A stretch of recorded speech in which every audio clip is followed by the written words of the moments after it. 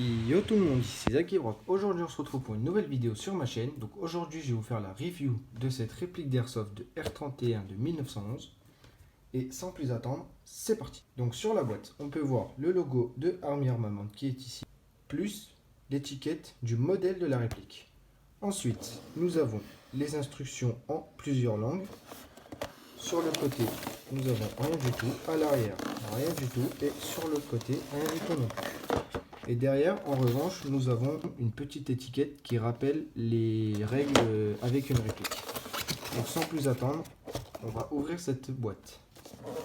Donc cette boîte est verrouillée par un petit ergot comme ceci. Et voici la réplique à l'intérieur de cette boîte. Donc qui est dans du polystyrène qui est très volatile. Donc faut faire attention avec ça, ça vole partout. Et nous avons le chargeur de la réplique, un petit outil qu'on verra tout à l'heure à quoi il sert, et enfin la réplique du R31. Voilà. Donc cette réplique est une réplique de 1911. Donc comme on peut le voir, c'est un du style 1911 rustique, voilà, avec les plaquettes en métal. Donc le modèle est full métal, sauf les plaquettes et la petite bande en caoutchouc que j'ai rajoutée pour l'ergonomie avec les doigts. Donc cette réplique pèse 1,10 kg à vide, donc avec le chargeur bien évidemment. Et sans le chargeur, elle pèse 890 grammes. Donc elle mesure 22 cm de long. Et c'est une réplique qui fonctionne en simple action. Donc c'est-à-dire que c'est pas double action, donc on peut pas tirer sans que le marteau soit armé au moins une fois. Donc, cette réplique a un canon interne de 115 mm et possède un chargeur qui pourra contenir 25 billes. La vitesse des projectiles annoncée en sortie de boîte est de 320 fps environ. Et cette réplique possède plusieurs avantages. Donc, le premier, c'est que c'est une réplique full métal. Voilà. Ici on a la détente style 1911 rustique, donc qui n'est pas ajourée, quoi, elle n'est pas creuse. On a le bouton d'éjection du chargeur qui est en métal retenu par un ressort. L'arrêteur de culasse qui est fonctionnel car c'est une réplique blowback. Voilà. Donc quand on va tirer la dernière bille du canon, la culasse va revenir en arrière et rester bloquée par cet arrêteur de culasse. Donc on a un cran de sûreté qui est armable que si la réplique est alarmée. Donc voilà, donc là je ne peux pas tirer. Voilà. Par contre, s'il n'est pas armé, je ne peux pas l'activer. Bon là sur mon modèle, a priori je peux. Mais sur les autres modèles, ça m'étonnerait qu'on puisse l'armer. Parce que vous voyez, elle ne s'arme pas entièrement. Donc, elle possède aussi une sécurité en queue de castor qui est ici. Donc qui est plutôt pratique parce que si je ne tiens pas, si je n'appuie pas sur la queue de castor, je ne peux pas tirer. Par contre, si j'appuie dessus, je peux tirer. Voilà. Donc, sans plus attendre, on va charger un petit peu de gaz dans le chargeur et on va voir ce que ça vaut. Donc voilà, donc j'ai chargé le chargeur en gaz et on va voir tout de suite ce que ça vaut avec la réplique.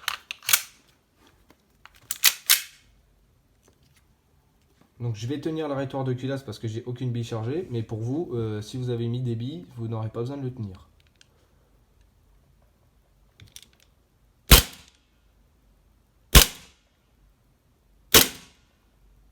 Donc voilà, et vous pouvez voir que si on tire la dernière bille, par exemple, hop, la culasse reste arrêtée en arrière avec l'arrêteur de culasse qui est activé. Vous n'aurez plus qu'à appuyer dessus pour ramener la culasse vers l'avant.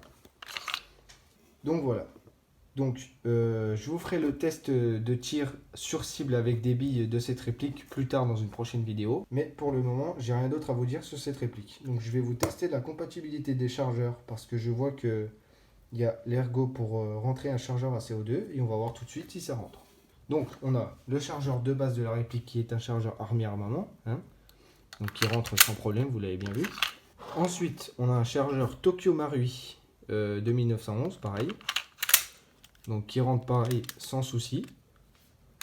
Par contre, il est un petit peu plus dur à sortir. Ensuite, on a un chargeur de 1911 MEU, donc style R27. Voilà. Qui rentre aussi sans souci, mais lui, il ressort sans problème. Et enfin, on a le chargeur ACO2 de chez Army Armement. Et on va voir si ça rentre. Donc, c'est bel et bien rentré. Pour le ressortir, oui, par contre, il faut tirer un petit peu dessus. Bon, c'est pas très grave non plus. Donc, on va voir un petit peu l'interne de cette réplique. Donc, vous alignez l'ergot avec l'encoche de l'arrêteur de culasse. Vous retirez l'arrêteur de culasse et vous ramenez la culasse vers l'avant. Donc, en interne, on peut voir que elle n'est pas comme le Golden Eagle. Elle ne possède pas de nozzle renforcé. Donc, je ne vous conseillerais pas de tirer du CO2 avec cette réplique. Ensuite, on a la molette du réglage de hop-up. Le ressort de rappel qui n'est pas fixé avec un autre embout. Le canon interne qu'on peut voir juste ici. Et le canon externe qui est ici.